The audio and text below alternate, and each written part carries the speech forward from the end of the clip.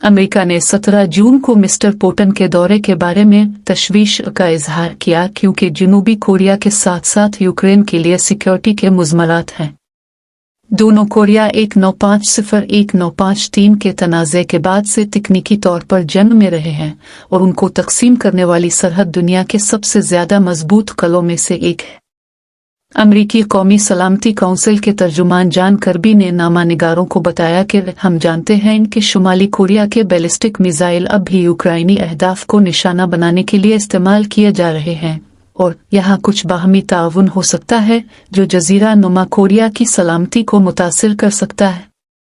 इन security खदशात को उजागर करते हुए जनूबी कोरिया ने कहा कि इसके फौजियों ने शुमाली के फौजियों पर इंतबाही गोलियां चलाएं जिन्होंने 18 जून को मुख्तसर तौर पर सरहद पार की और फिर पीछे हट गए। जनूबी की फौज ने कहा कि इसका ख्याल है कि शुमाली कोरिया के फौजी सरहद को मजबूत बनाने के दौरान गलती से पार हो गए थे, लेकिन इनमें से कुछ बारूदी सुरंगों के धमाके के बाद जख्मी हुए थे।